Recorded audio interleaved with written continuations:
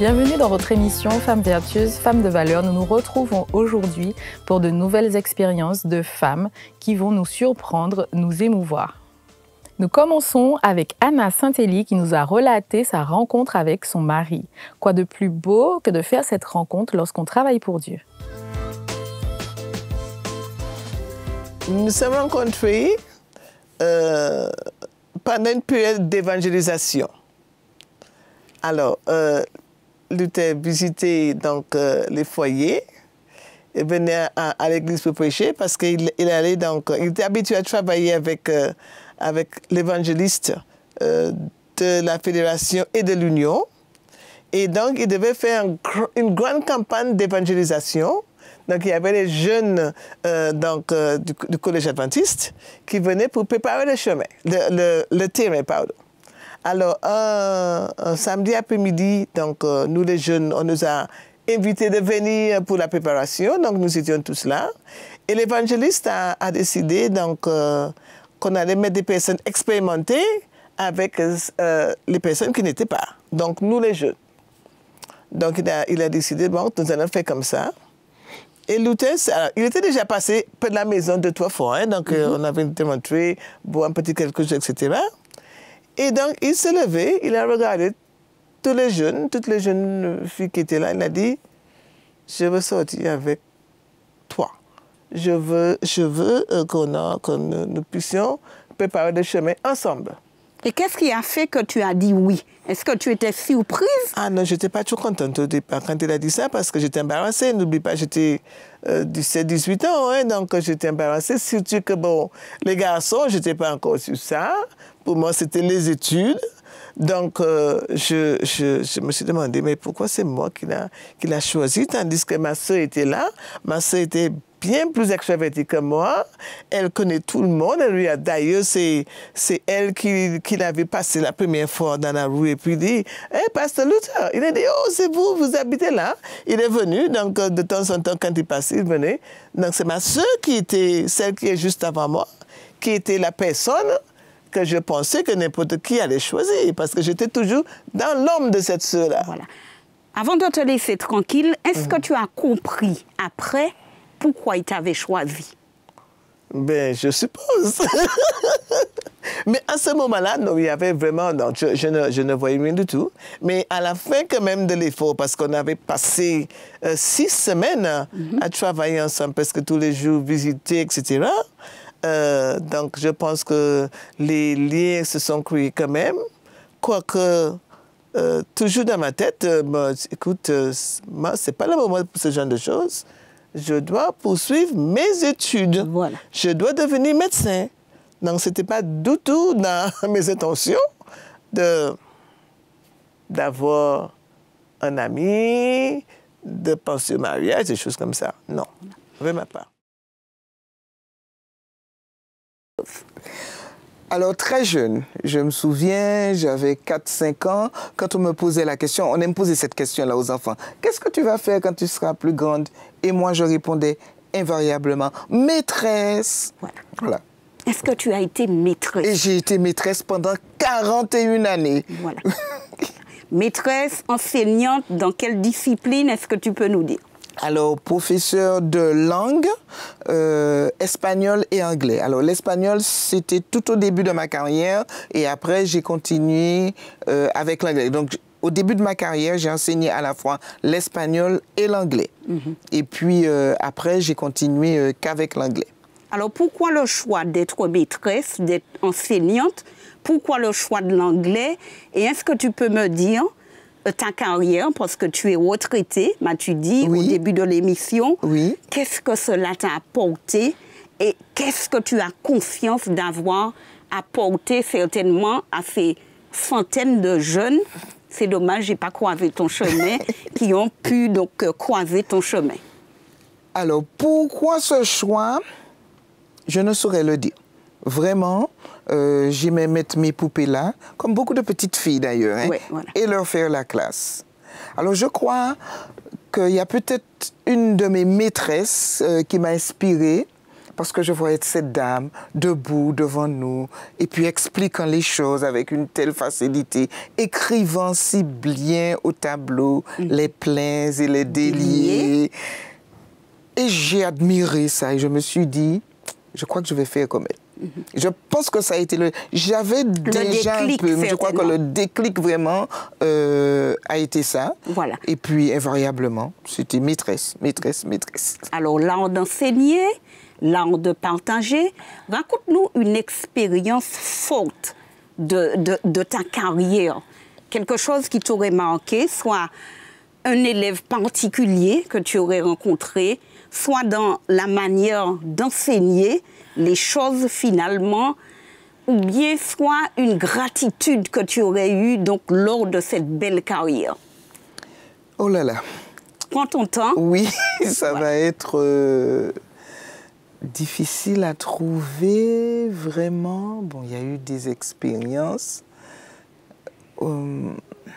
Majoritairement, comment tu enseignais, comment tes élèves donc te recevaient. Et quand aujourd'hui, certainement, tu rencontres un élève, cet élève se souvient de quoi? D'accord. Alors, bon, moi, ce que je voulais, c'était être une enseignante qui soit assez proche de ses élèves, tout en étant ferme. Hein. J'étais quand même assez sévère sur la discipline, tiens. Voilà. Et je me souviens, ah oui, oui, oui, en début d'année scolaire, je disais tout le temps à mes élèves, le respect, c'est le maître mot. Vous pouvez venir me voir quand vous voulez, on peut discuter de n'importe quoi, mais je veux que ça soit fait avec respect. Ouais. Et tiens, ça me rappelle une expérience. Alors, j'avais prévu une interrogation écrite, mais les élèves apparemment n'étaient pas prêts. Donc, je leur avais dit ce qu'il fallait réviser. Et apparemment, il y avait quelque chose qu'ils n'avaient pas bien assimilé et ils ne voulaient pas faire cette interro. Et quand j'arrive, je sors mes sujets et un élève qui me dit Madame, aujourd'hui, il n'y a pas interro. Hein. Nous, on ne veut pas faire d'interro. Mais d'un ton... autoritaire. Très autoritaire. Et que moi, je n'admettais pas. Alors, je lui dis, pourquoi cela? Ah non, non, non, on n'a pas compris, on n'est pas prêt. Alors, moi, j'ai dit, écoutez, moi, j'ai dit interro. Maintenant, si vous avez une remarque à faire, apprenez à la faire correctement. Quand vous serez prêt à vous adresser correctement à moi, là, on pourra discuter. Et là, j'entends, je vous avais dit ça. On ne dit pas n'importe quoi à cette dame-là. Ça m'a fait sourire, mais en même temps, je me suis dit, il y en a au moins un qui a perçu le message. Voilà. Et donc après, le délégué de classe est venu me voir et m'a dit, bon, madame, c'est vrai, on n'a pas bien dit les choses au début, mais voilà, nous avons tel problème et on aimerait reporter l'interro. Et je lui ai dit, vous voyez, c'est tout simple. Il suffit de s'adresser correctement et on obtient tout ce qu'on veut. Et du coup, j'ai discuté avec eux, on a reporté l'interro. Et mon cadeau a été qu'à cet interro, je vais dire 98% de la classe a eu plus de la moyenne. Ivana Pastel nous a raconté son expérience de professeur de langue et le bonheur que ça lui a apporté. Nous continuons avec Marie-Paul Marcy, qui nous a raconté comment elle a rencontré Jésus dès l'âge de 9 ans. Ma mère, c'est une femme qui était très empathique. Elle aimait beaucoup les autres. Okay. Alors, ce qui fait, elle était toujours elle aimait aider, toujours à aller vers l'autre pour pouvoir aider, encore apporter de la nourriture à ceux qui n'avaient pas. Okay. Des personnes défavorisées. Et dans mon quartier, il y avait notamment des hommes. Des hommes un peu plus loin, retirés dans des bois qui habitaient non loin. Et je sais que ma mère allait, et on allait avec elle, parce que c'était le chemin là, il y avait la source aussi, lorsqu'il n'y avait pas d'eau, on pouvait aller prendre de l'eau. Alors on allait avec elle pour pouvoir permettre à ces personnes oui, d'avoir de quoi se nourrir.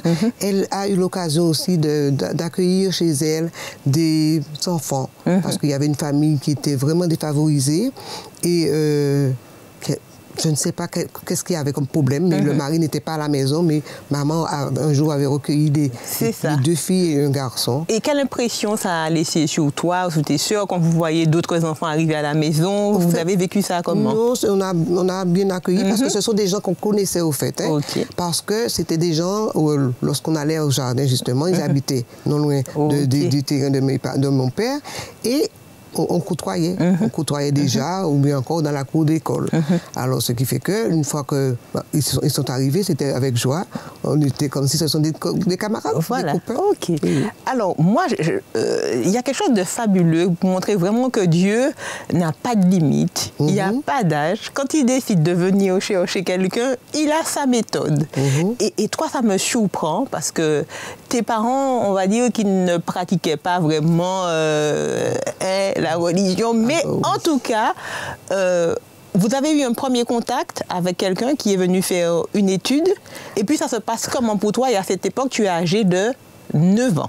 Oui, alors au fait, mes parents étaient dans la religion populaire, et un jour, j'ai grandi dans cette religion, j'ai fait qu'une seule fois ma première communion, la seule fois, et j'allais au catéchisme, mais je n'aimais pas aller parce qu'on était des sous-douleurs des plus grands, parce qu'il y avait plusieurs élèves, petits, grands, et on se retrouvait, et on n'avait pas de frères, alors ce qui fait qu'on ne pouvait pas se défendre. Nous étions 2 filles, parce que ma sœur aînée avait déjà laissé, je pense, le cursus du catéchisme, et ne voilà-t-il pas qu'un jour, un monsieur vient chez nous, et avec sa Bible, pour faire une étude avec mes parents. Mes parents ont accepté, et sous la véranda, ils ont parlé.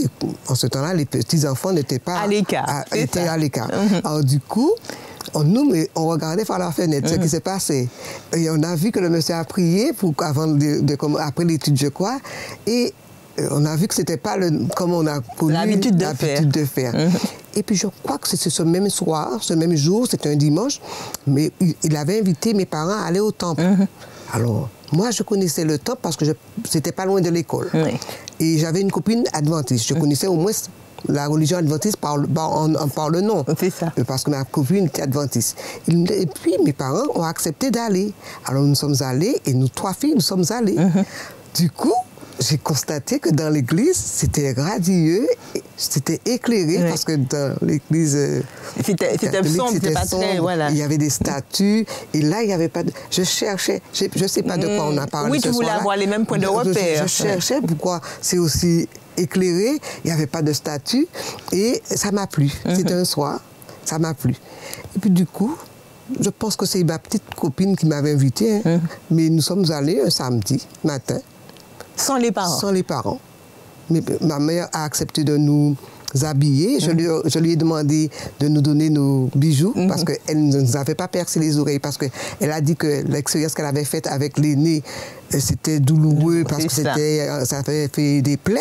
Alors du coup, pour les 2 dernières filles, elle n'a pas percé nos oreilles, mais elle nous avait déjà acheté, parce que maman aimait beaucoup les bijoux et tout ce qui était or, pas autre que or. J'avais déjà mon bracelet avec mon nom écrit, tout ce qu'il fallait, mais sauf les boucles d'oreilles. Alors du coup, elle nous a dit, mais non, dans ce temple-là, dans cette église-là, on ne met pas de bijoux. Alors du coup, nous sommes allés, mais on était accompagnés de ma copine et sa sœur Jeannette. Et ma copine Juliette et sa sœur Jeannette, nous sommes allés au temple. Alors du coup, nous sommes arrivés et on était si contentes. Pourquoi? Lorsque nous sommes arrivés, c'était la salle des enfants, nous ne sommes pas allés avec l'écran. Dans la salle des enfants, ça se passe à Dominante au Marigot. Et du coup, j'étais contente parce qu'on nous a accueillis avec la chanson qui vient d'entrer au temple. Oh oui, c'est ça. Alors du coup, c'était vraiment... Ça t'a impressionné. Ça m'a impressionné. Oui. J'ai rencontré des monitrices qui nous aimaient, qui nous demandaient toujours les nouvelles, franchement, qui étaient bienveillantes. Alors, quand vous êtes revenu à la maison, qu'est-ce que vous avez raconté? Vous avez raconté ça aux parents? Aux parents. Et puis, maman, on lui a dit qu'on va continuer. Et puis, finalement, on a continué jusqu'au jour où la dame du catéchisme est venue avec le prêtre chez mes parents. Les nouvelles ont circulé? Oui, les nouvelles ont circulé. Et le prêtre qui dit, mais Madame Anglo, comment se fait-il que vous laissez vos 2 petites filles aller au temple adventiste? Alors ma mère qui répond, parce que ma mère c'était une femme assez ferme, assez vraiment ferme. Elle dit, mais monsieur l'abbé, mes enfants, là où ils vont, c'est aussi, on parle de Dieu. On parle de Dieu là. Et lorsqu'ils en ressortent, ils sont contentes. Elles sont contentes, pardon. On parle de Dieu. Alors, ce qui fait que, pour elles, s'il n'y avait pas de raison pour pouvoir ne pas les laisser aller. Et du coup, on a continué jusqu'à l'âge que j'ai accepté le baptême ainsi que ma petite sœur. Et là, maman n'a pas donné d'opposition, les parents n'ont pas donné d'opposition, ils ont accompagné. Ils ont accompagné. Oui. Le jour de mon baptême, au fait, dès qu'on lui demandait quelque chose en tant que petite fille, maman, il y a 13e sabbat, on nous a demandé d'avoir une robe blanche. Elle donnait. Elle donnait la robe blanche. On a des répétitions. On part avec Jeannette et Juliette, plutôt Jeannette, parce que Juliette était déjà partie en France. On part avec Jeannette. Une fois que c'était ça, il n'y avait pas de souci. Elle savait avec qui vous étiez et elle savait qu'elle se passait bien. Tout à fait.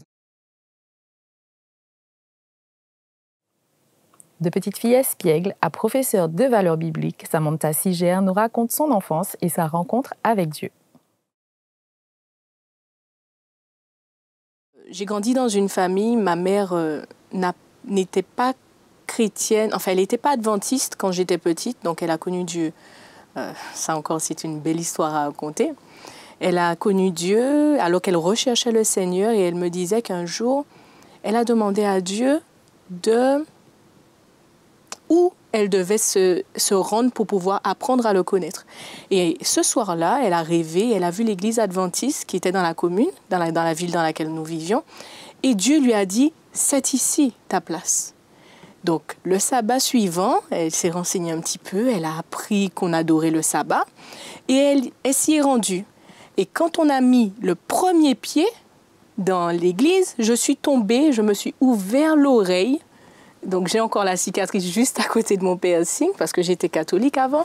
La cicatrice du premier jour où on a mis les pieds à l'église. Donc, j'ai dû me rendre à l'hôpital. Donc, d'où la résilience. Chaque épreuve, que nous puissions toujours avancer, persévérer. Elle m'a dit que lorsqu'elle a vu l'état dans lequel j'étais et le sang qui coulait, elle s'est dit, ici, c'est vraiment ma place. Voilà. Est-ce à dire, Samantha, tu as dit que tu enseignes ces valeurs dans le cadre de ta profession.